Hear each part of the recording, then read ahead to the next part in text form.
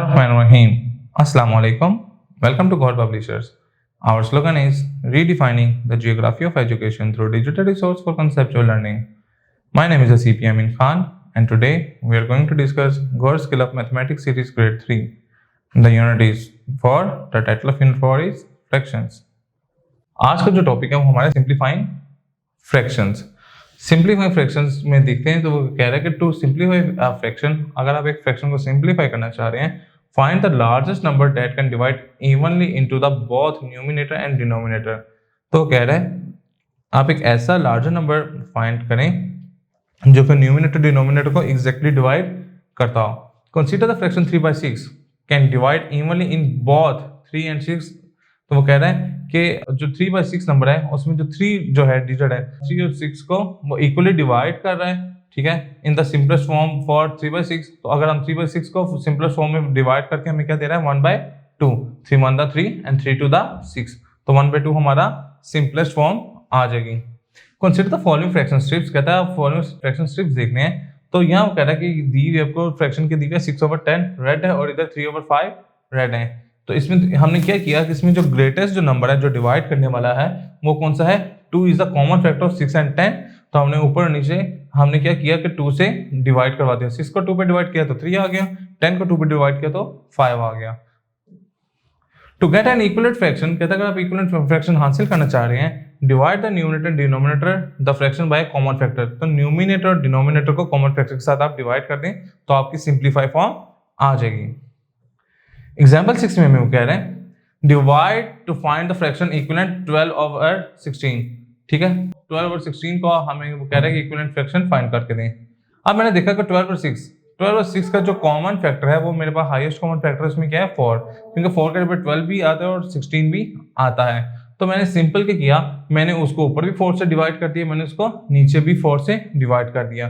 तो 12 के ऊपर 4 का आता है 3 पे, 16 के ऊपर 4 का आता है 4 पे.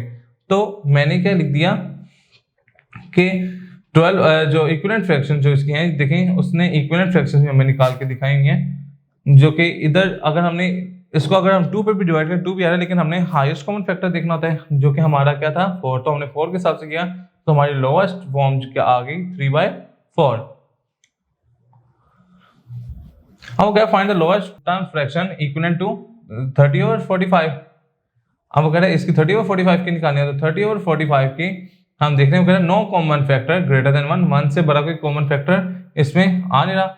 ठीक है, फिर हमने देखा कि इसके और 1 के अलावा कौन से आते हैं. तो मैंने देखा 30 और 45 ये 5 के टेबल पे आते हैं, तो इनका हाईएस्ट कॉमन फैक्टर 5 आ गया. तो मैंने इन दोनों को 5 पे डिवाइड किया तो 6 और 9 आ गया. 6 और 9 को तो फिर 3 पे डिवाइड किया तो क्या आ गया 2 और 3 आ गया. तो अब वो कह रहा है कि no common factor greater than 1. 2 और 3 का जो 1 से बड़ा कोई कॉमन फैक्टर नहीं आ रहा. तो हमारी 2/3 इज द लोवेस्ट फॉर्म, ये हमारी लोवेस्ट फॉर्म आ जाएगी. एक्सरसाइज 4.6 में मूव कर रहे हैं. वो कह रहा है कॉपी एंड कंप्लीट, इसको कंप्लीट करके दें. 4 को जब 4 पे डिवाइड करता हूं तो मेरे पास आंसर क्या आ जाता है 1. 8 को जब 4 पे डिवाइड करता हूं तो वो आ जाता है 2. तो इट मींस हमारी इसकी सिंपलेस्ट फॉर्म क्या आ गई 1/2. 6 को 3 पे डिवाइड किया तो 2 और इधर क्या आ जाएगा 5. 10 को 2 पे डिवाइड किया तो 5 और 7. इसी तरीके से 9 को जब 2 पे इधर 3 से डिवाइड हो रहा है तो ऊपर भी 3 से डिवाइड होगा तो ये क्या आ जाएगा 3. 4 को 2 पे डिवाइड किया तो 2 को भी 2 पे डिवाइड करेंगे तो क्या आ जाएगा 5. इसी तरीके से हम इसके कोई एक दो और पार्ट सॉल्व कर देख लेते हैं. ये 12 को 6 पे डिवाइड किया तो नीचे 18 को भी 6 पे डिवाइड करना पड़ेगा. 12 को 6 पे डिवाइड किया तो 2, 18 को 6 पे डिवाइड किया तो 3. इसी तरीके से 9 आप इसका वो कह रहा है कि बताएं किस पे इकट्ठे डिवाइड हो रहे हैं. तो ये क्या आ जाएगा 3, क्योंकि इसका कॉमन फैक्टर 3 है. 21 को 3 पे डिवाइड किया तो 7 और 9 को 3 पे डिवाइड किया तो 3. इसी तरीके से हम इसके बाकी पार्ट रिजॉल्व कर लेंगे. क्वेश्चन नंबर 2 में कह रहा है find N equivalent lowest term fraction. ठीक है, वो कह रहा है इसकी लोएस्ट टर्म फ्रैक्शन आप फाइंड करके देंगे इक्विवेलेंट. क्वेश्चन 2 का फर्स्ट पार्ट 7/14. इनका जो हाईएस्ट कॉमन फैक्टर है वो इसमें क्या है 7.